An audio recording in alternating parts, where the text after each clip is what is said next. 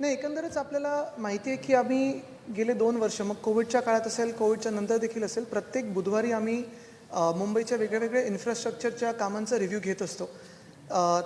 सगळ्या यंत्रणा, मग त्याच्यात मुंबई महानगरपालिका आहे, PWD असेल, MMRDA, MSRDC, या सर्व यंत्रणा एकत्र काम करत असतात मुंबईत, आणि सगळ्याच प्लॅनिंग एजन्सीज हल्ली एकत्र काम करून आपण वेगळ्या प्रोजेक्ट्सना गती देत आहोत.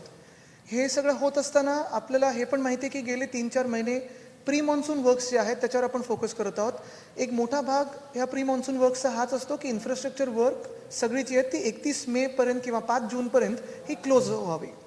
आता ह्याच्यात मेच्या शेवटच्या महिन्यामध्ये आम्ही सतत आढावा जास्ती घेत असतो, पण त्याच्या आधी देखील मागच्या महिन्यात मला वाटतं मुख्यमंत्री महोदयांनी सर्व एजन्सीजबरोबर बैठक घेतलेली, ह्या महिन्यात देखील घेतली, आणि आता मी घेतो आहे की सगळ्या ज्या एजन्सीज आहेत, ज्यांचे मेट्रोची कामं असतील, अंडरग्राऊंड मेट्रो असतील, ओव्हरहेड मेट्रो असतील, BMCचे असतील किंवा MSRDC, MMRDची फ्लायओव्हरची कामं असतील, coastal road south bound, north bound, Worli Sewri connector आहे, MTHL आहे, GMLRची कामं आहेत, ही सगळी कामं जी आहेत मुंबईत खूप मोठ्या संख्येत कामं सुरू आहेत इन्फ्रास्ट्रक्चरची. आणि दुसऱ्या बाजूला आपण बघत असाल की हाऊसिंग सोसायटीज असतील, बिल्डिंग्स असतील, ह्यांची डेव्हलपमेंट रिडेव्हलपमेंट चालू आहे. आता हे सगळं होत असताना मुंबईत अनेक प्रश्न उपस्थित होत असतात. फ्लडिंग स्पॉट जे उपस्थित झालेले मागच्या वर्षी, त्याच्यातून मला वाटतं ऑलमोस्ट 90% आपण फ्लडिंग स्पॉट्स कंट्रोल करू शकलेलो आहे. तरी देखील काही फ्लडिंग स्पॉट्स अजून ॲड्रेस व्हायचे आहेत. पॉटहोलची जी परिस्थिती असते, रस्त्यांची जी कामं आहेत ते असेल, नालेसफाई असेल किंवा ट्री ट्रिमिंग असेल, ह्याच्यावरच एकंदर आढावा घेतला.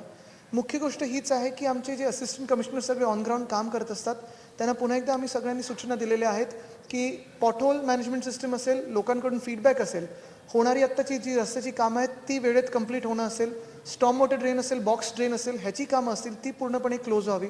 ट्रेंचिंग आता आजपासून म्हणजे ह्या मेच्या एंडपासून साधारणपणे सप्टेंबर एंड ऑक्टोबरपर्यंत होऊ नये. नवीन काम उघडायचे असतील तर नोडल एजन्सी असावी. ह्या सगळ्या गोष्टींवर आज चर्चा झाली. एकंदरच मुंबईची तयारी, आणि ह्यावेळी अशी आशा आहे की आम्हाला आणि आपल्याला हिंदमाताला जावं लागणार नाही, ह्याचं देखील आम्ही आज थोडी चर्चा केली.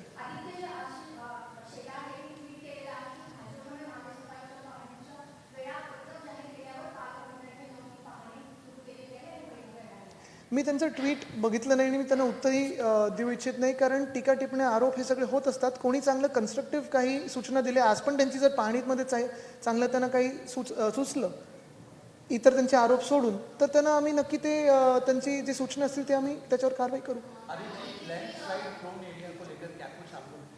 लैंडस्लाइड प्रोन एरियाज़ ये मुंबई में काफ़ी सारे अभी भी है. अगर आप देखें तो पिछले समय भी जहाँ लैंडस्लाइड हुई थी, ऐसे नहीं है कि लैंडस्लाइड रिटेंशन वॉल्स नहीं थे. हम तीनों जो स्पॉट्स पे गए, आप भी हमारे साथ थे, तीनों स्पॉट्स पे रिटेंशन वॉल्स है, स्ट्रॉन्ग वॉल्स थे, लेकिन जो फोर्स था नेचर का वो इतना था कि वो लैंडस्लाइड वॉल्स तोड़ के बाहर आए. कई जगह ऐसे भी है कि जो वहाँ स्लम सोसाइटीज़ बनी हुई है, वहाँ काफ़ी हैबिटेशन है, जाना वहाँ दिक्कत की बात होती है. तो हमारी बात यही चल रही है, म्हाडा से हो, SRA से हो, कि उसको कैसे वहाँ से निकाला जाए. अगले 2-3 सालों का ये एक प्रोग्राम है. लेकिन अभी के लिए हमारे पास जो भी डिज़ास्टर मैनेजमेंट से जो भी हाई रिस्क एरियाज़ आए थे, DPC से हो या अर्बन डेवलपमेंट डिपार्टमेंट से हो, हमने जितना फंड था उतना PWD को दिया हुआ है. वर्क ऑर्डर्स निकले हुए हैं, काम शुरू हुआ है. हाँ, ये है कि हमें सतर्क रहना पड़ेगा, क्योंकि इस बार अगर आप देखें तो समर्स एक्सट्रीम रहे हैं, विंटर्स एक्सट्रीम रहे हैं, शायद मानसून्स एक्सट्रीम हो सकते हैं. लेकिन पूरी तैयारी है कि अगर कोई ऐसे आपत्ति आए तो उसमें हमारे रिस्पॉन्स क्या होना चाहिए, हानि कम से कम कैसे हो, उस पर भी हमारी तैयारी जारी है. NDRF से है, SDRF से है, लेकिन BMC की भी जो डिज़ास्टर मैनेजमेंट की यंत्रणा है उससे भी हम पूरी सतर्कता में हम रहेंगे.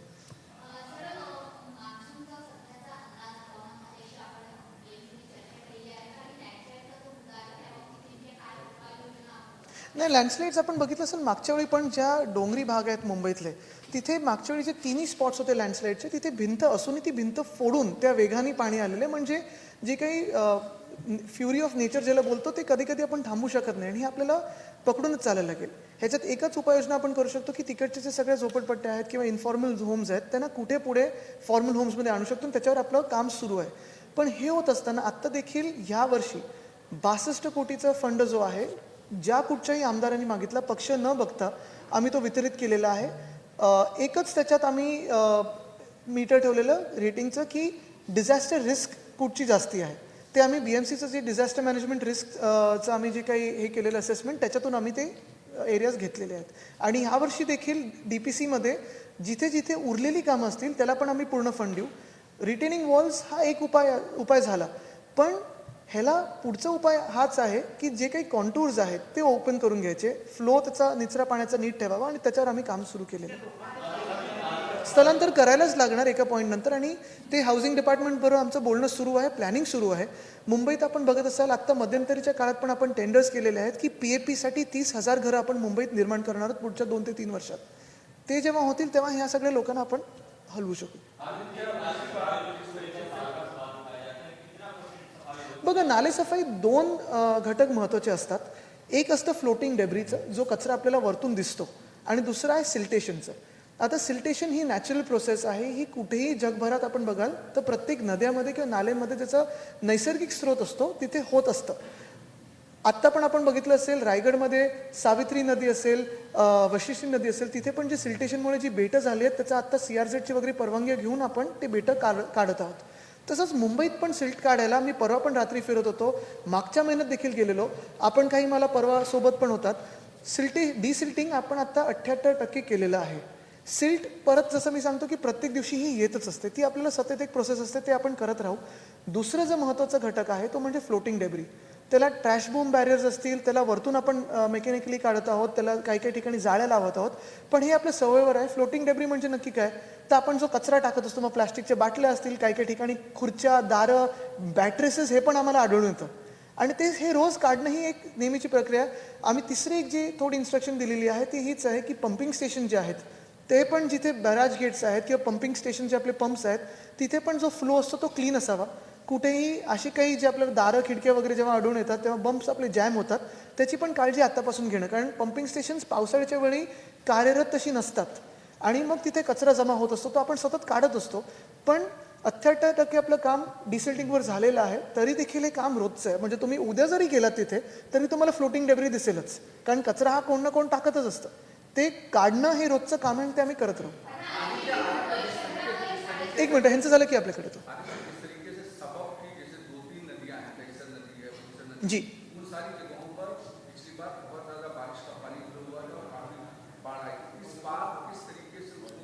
आपने शायद सुना, हमारी जो बातचीत हो रही थी, क्योंकि दहिसर, ओशिवारा, पोईसर रिवर्स ये 3 महत्वपूर्ण है, वैसे ही मीठी है, और काफ़ी सारे नाले भी हैं जो बड़े हैं. अभी इसे भी यही बात चल रही थी कि 2 चीज़ें इसमें हो सकती है. एक तो हमारा काम जारी है, दहिसर नदी पे हो, पोईसर नदी पे हो, तो वो उसका काम, उसको लेके क्या आजू बाजू में इम्पैक्ट हो सकता है, वो एक बात हुई. और दूसरी बात है, जो वो हाई रिस्क एरियाज में रहते हैं उनके लिए अगर कोई फ्लड लाइन के ऊपर पानी कभी जाए ना, ये मेरी प्रार्थना भी है और हमारा काम भी जारी है, लेकिन गया तो उस पर हमें क्या इमीडिएट रिलीफ एक्शन करना है, उसी पे भी चर्चा हुई.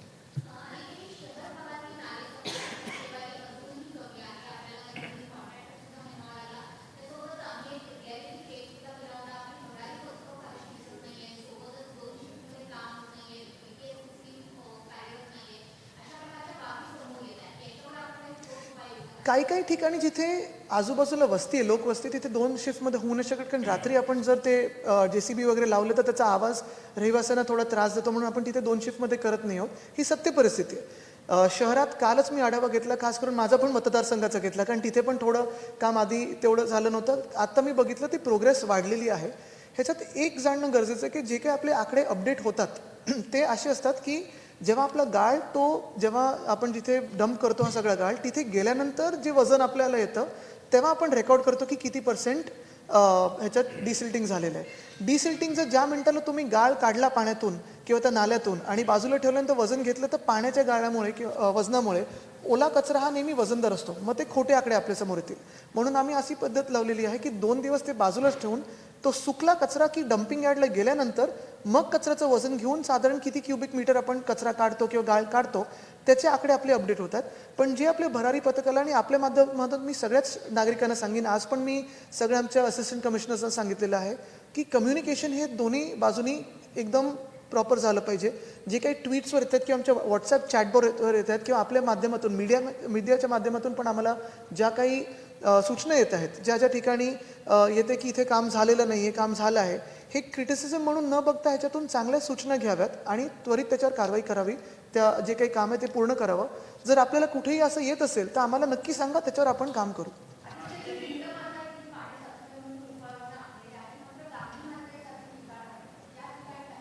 दोन्ही ठिकाणी आपण केलेलं आहे. गांधी मार्केटला आपण मोठे पंप्स बसवले आहेत. गांधी मार्केटचा प्रश्न मागच्या वेळी सुटलेला, म्हणजे आपल्याला आठवत असेल तिथे पाणी नव्हतं मागच्या वेळी. थोडंफार साधारणपणे आपल्या गुडघ्याच्या खालती जे काही पाणी 15-20 मिनटं तुंबायचं, मागच्या वेळी आपण हिंदमाताला सगळे होतो, गुडघ्यापर्यंतचे पाणी तुंबलेलं आणि हा फ्लडिंग स्पॉट वर्षानुवर्ष राहिलेला आहे. त्यावेळी पण मला आठवतं जेव्हा आपण थोड्या वेगळ्या उपाययोजना केलेल्या, ब्रिटानिया पंपिंग स्टेशनपर्यंत पाणी नेऊ नव्हतं शकत कारण ते जॉग्राफिकल फ्लोच्या अगेन्स्ट होतं. ह्यावेळी आपण सेंट झेवियर्स ग्राउंड, ज्यांचं फुटबॉलचं ग्राउंड आहे, तिथे एक टँक पूर्ण झालेला आहे, त्याची स्लॅब बसलेली, क्युरिंग चालू आहे. दुसरं टँक पूर्ण खोदून झालेलं आहे, त्याचं पिलर झालेलं आहे, स्लॅब बसवणं बाकी आहे, पण तो टँक पण आता कार्यरत आहे. प्रमोद महाजन उद्यान जे आहे तिथून मायक्रो टनलिंग आपलं झालेलं आहे, तिथे देखील आपण हे पाणी नेऊ शकू. तर गांधी मार्केट असेल किंवा हिंदमाता असेल, इकडचं पाणी आपण ह्या दोन्ही टँक्समध्ये कमीत कमी 3 तास, जरी 100 ते 150 मिलीमीटर पाऊस पर आर पडला तरी तिथे आपण ठेवू शकू आणि मग बाहेर पंप आउट करू शकू. ह्याची काळजी आम्ही ह्यावेळी घेतलेली आहे. तसंच मिलन सबवेचा जो आहे तिथे ग्राउंड आहे, तिथे देखील आमचं खोदकाम चालू आहे. तिथे आमचं टँक मला वाटतं लवकरच पूर्णत होईल.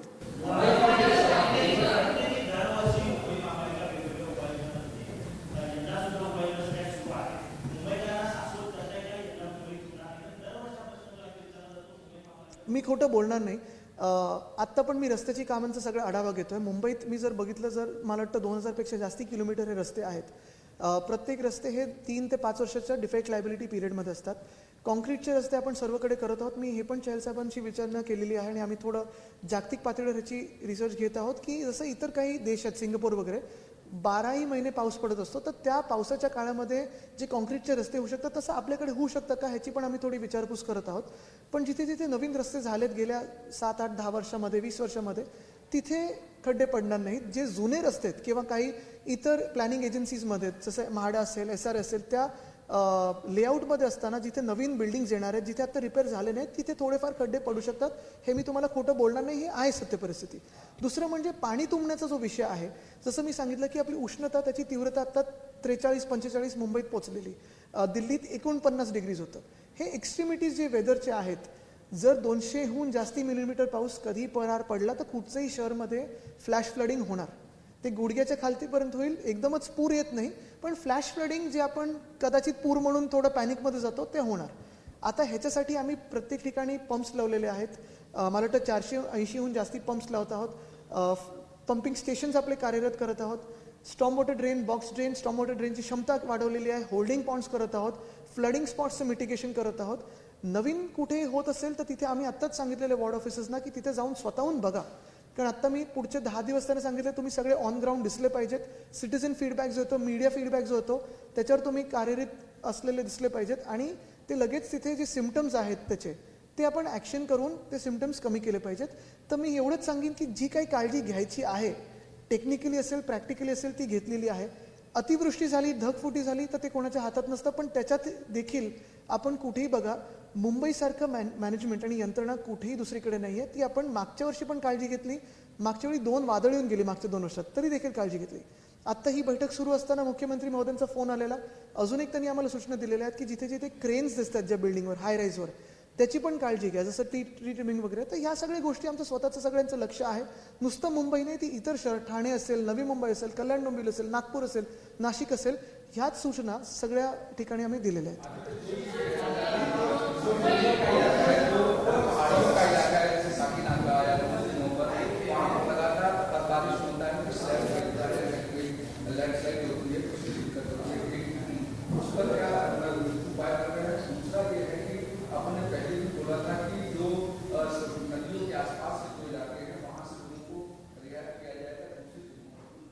नहीं, हम दोनों तरफ काम कर रहे हैं. एक तो ऑफकोर्स रेजिलियंस एंड मिटिगेशन, कि बारिश अगर ज़्यादा भी हो तो कैसे कम से कम नुकसान किसी को पहुंचे, क्योंकि ये प्रैक्टिकली हमें लेके चलना ही पड़ेगा. जैसे कभी स्टॉर्म आ जाता है, साइक्लोन आ जाता है, तो हमें लोगों को हिलाना पड़ता है. और दूसरी चीज़, अगर कोई डिजास्टर हो तो उसमें हमारा रिस्पॉन्स क्या होना चाहिए, रिस्पॉन्स टाइम क्या होना चाहिए. अगर आपको याद है, लास्ट टाइम भी जब बरसात भारी हो रही थी, तभी रात को 4 बजे मैं खुद या वेलुसु जी हो, चहल साहब हो, हम सभी लोग 4 बजे मिट्टी के जो आसपास के लोग हैं उनको सेफ जगह लेके जा रहे थे.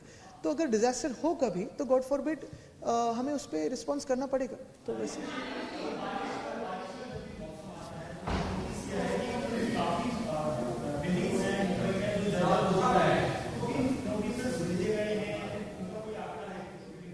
बिल्कुल है, उनका भी हमने आज थोड़ा जायजा लिया। यही कहा है कि एक तो पहले उनसे कम्युनिकेट करें कि आपकी बिल्डिंग डिलैपिडेटेड है और उनको शिफ्ट करने की कोशिश करें। कहीं कहीं जगह पे स्टे होता है या कुछ लीगल मैटर होता है तो उसको भी हम सतर्क करके कैसे रिस्पॉन्ड कर सकते हैं वो देखना पड़ेगा।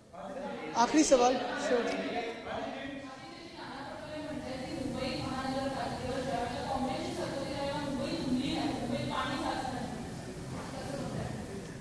आता म्हणजे 25 वर्ष तरी मला आठवत नाही, पण एक आहे नक्कीच की आता सोबतच आहेत ते, तर त्यांचं गुड लक घेऊन होपफुली यावेळी मुंबईत नीट पाऊस होईल.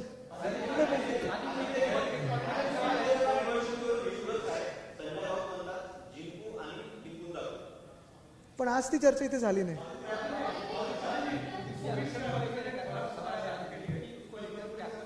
नाही त्याच्यावर म्हणजे जसं मी सांगितलं ना, हे राजकीय दोन्ही सवाल आहेत ते मी नंतर घेईन. एकच नहीं नहीं नहीं नहीं